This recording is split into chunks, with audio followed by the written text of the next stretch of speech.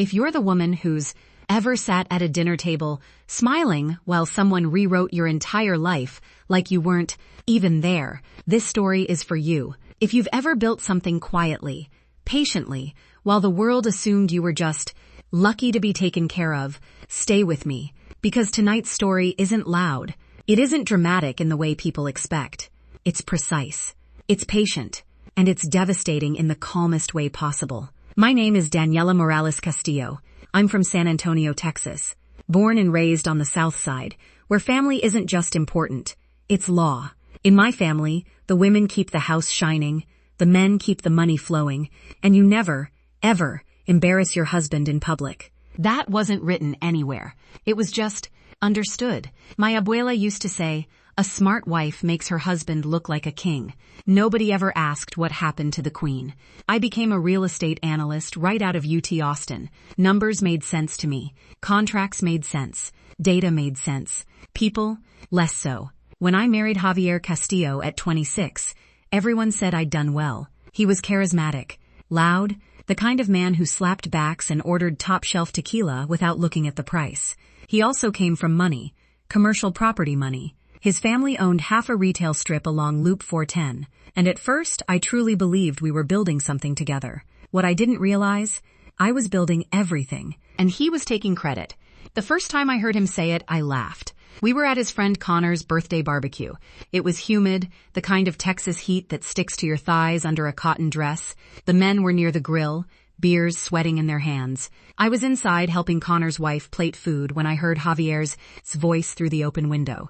Yeah, Danny doesn't really contribute financially. I handle the heavy lifting. She keeps busy with spreadsheets and stuff. They laughed. Someone said, must be nice. And Javier replied, it is. I stood there with a tray of deviled eggs in my hand, the paprika smell suddenly metallic in my nose. I told myself he was joking. Right? Tell me, have you ever heard someone diminish you in front of others and convinced yourself you misunderstood? Drop a comment if you've ever swallowed something you should have spit out. I didn't confront him that night. Because in my family, you don't challenge your husband publicly. You correct him gently at home. Except when we got home, he was tipsy and affectionate and said, babe, you know how guys talk. Don't be sensitive. Sensitive. I let it go. But something shifted. That Monday, I printed copies of every joint investment analysis I had created for his family's properties. And I started a file. Just in case. You'd think one comment wouldn't grow roots, but it did. At Thanksgiving, his uncle Raul toasted Javier for expanding the portfolio single-handedly.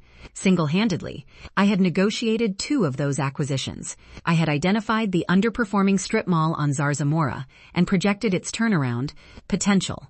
I had stayed up until 2 a.m. recalculating cash flow models. Javier squeezed my knee under the table. A warning. Smile. So I did. And that night, I saved every email chain where I'd outlined the strategy.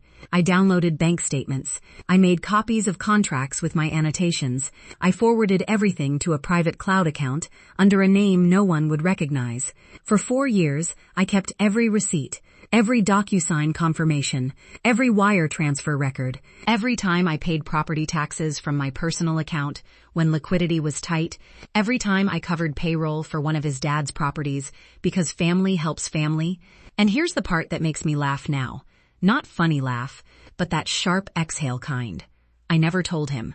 I just archived, quietly. During those years, there was someone else watching. My niece, Camila, my sister Lucia's daughter. The first time Camila appears in this story, she's 10 years old, sitting cross-legged on my kitchen floor doing math homework while I went reviewing lease agreements. She looks up and says, Tia Dani, why does Uncle Javi always say he's the boss if you're the one on the computer?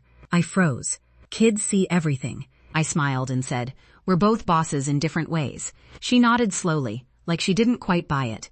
That stuck with me, because I realized she was learning what partnership looked like by watching us. And what she was seeing was a man take credit and a woman smile. Years passed, the comments escalated. At a holiday party, Javier said, Danny's lucky she doesn't have to stress about providing. I had just closed a $3 million multifamily acquisition that doubled our annual rental yield projections. Lucky. Do you know what it feels like to be erased in real time? To have your work scrubbed clean of your name while you're standing there holding the evidence? If you've ever been the silent engine behind someone else's applause, I see you. Camila was 13 when it happened the second time. She had started talking about careers. We were baking empanadas, flour dusting the counter, when she said, "Mama says I should find a husband who works hard, so I don't have to." I asked her what she wanted. She said, "I like numbers, but girls in our family don't really do that." I felt something crack open in my chest. Girls in our family don't really do that. Where had she learned that? Oh, right. From us. From watching her Tia build an empire and pretend she didn't. That night, I added something new to my file, a separate savings account. In my name only. I began directing consulting payments there. Small at first, then larger. I registered an LLC quietly, Morales Analytics, because I was done being invisible, even if no one knew it yet. The breaking point came when Camila was 16. We were at my mother's house in early spring. The air smelled like jasmine and grilled carne asada. The men were outside again, beer bottles clinking. I was inside with Camila when Javier's voice boomed through the open patio door. "I carry everything financially. Danny's more support staff. Support staff." The word hit different. Camila went still beside me. She whispered, "Is that true?" And I saw it. That moment where a young girl decides what's possible for her. Something in me hardened. Because if I let that stand, I wasn't just betraying myself. I was teaching her to shrink. That night, after everyone left, I asked Javier directly, "Why do you keep telling people I don't contribute?" He rolled his eyes. "Because technically, the properties are in my family's name." Technically, he smirked. "Relax. You like working. It gives you something to do. Something to do. 4 years of receipts. 4 years of contracts. 4 years of silence." And suddenly, I wasn't angry. I was clear. The divorce lawyer's name was Priya Deshmukh. Sharp, calm, surgical. When I laid the boxes on her conference table, labeled by year, she stared at me. "Most people come in with feelings," she said. "You brought documentation." I said, "Feelings fade, records don't." What would you have done in my position? Stayed, fought louder, or done exactly what I did? I'm curious. Tell me honestly. Filing was anticlimactic. Javier laughed when he got served. "You don't have anything," he said. I didn't argue. I let the lawyer talk. And now we get to the return. The calmest room I've ever sat in. The mediation took place in a glass-walled office downtown. Cold air conditioning. Faint smell of lemon cleaner and printer toner. Javier arrived in a navy suit. Relaxed. Confident. His attorney, Glenn Porter, wore the expression of a man expecting an easy win. Priya and I sat across from them. I wore cream. Simple. Hair pulled back. No dramatic makeup. Just quiet. Glenn began. "The properties are held under Castillo Holdings. Mrs. Castillo has no ownership claim." Priya slid the first folder across the table. "Exhibit A," she said smoothly. "Initial capital injections from Daniela Morales Castillo's personal accounts between 2022 and 2024. Bank statements. Highlighted. Wire confirmations." Javier's smile faltered slightly. Glenn adjusted his glasses. Priya continued, voice even. "Exhibit B. Email correspondences demonstrating Mrs. Ian Castillo as primary negotiator on the Zarzamora acquisition. Printed threads. My name. My projections. My signature blocks." Javier shifted in his chair. I watched his throat move when he swallowed. "Exhibit C. Loan guarantee document signed by Mrs. Castillo, placing her personal credit at risk." Glenn frowned. "That doesn't establish ownership." Priya nodded calmly. "Correct. Turn to page 4. There it was. A clause Javier had signed without reading, because I had prepared it, acknowledging proportional equity adjustments for capital risk. 4 years ago, he had trusted me. He just hadn't respected me.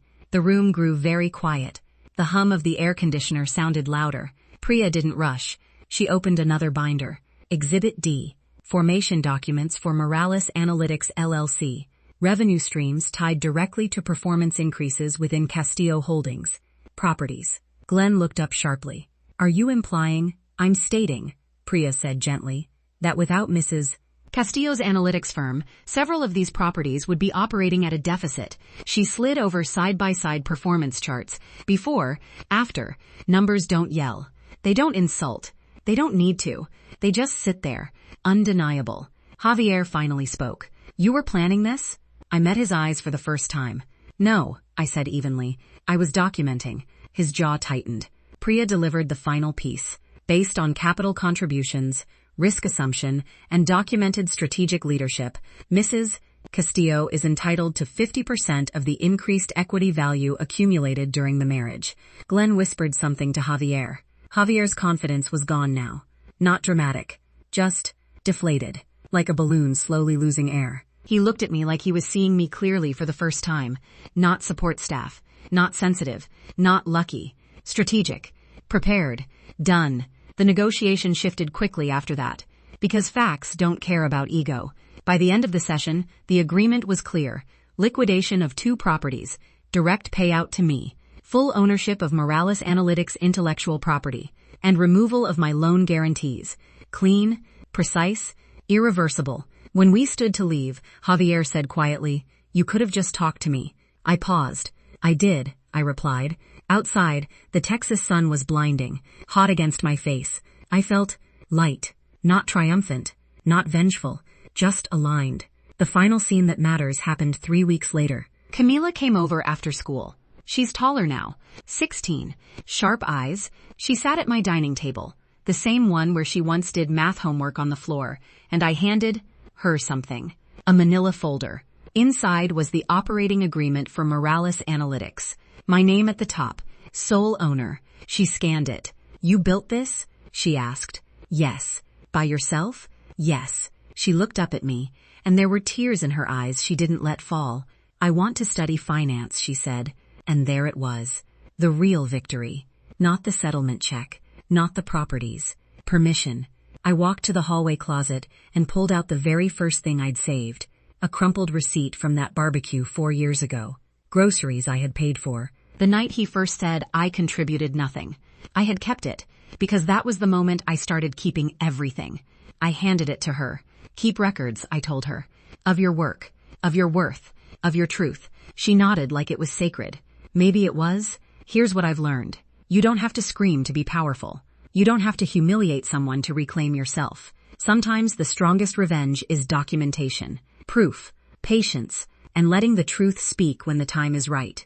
If this story felt uncomfortably familiar, if you've been the quiet architect of someone else's success, I hope you remember this. Keep your receipts, not for revenge, for clarity, for yourself, and for the girls watching you. If this story resonated with you, subscribe to Her Untold Revenge. Share it with a woman who needs the reminder that silence can mean strategy. And tell me in the comments, what's one thing you've been quietly building? I'm listening.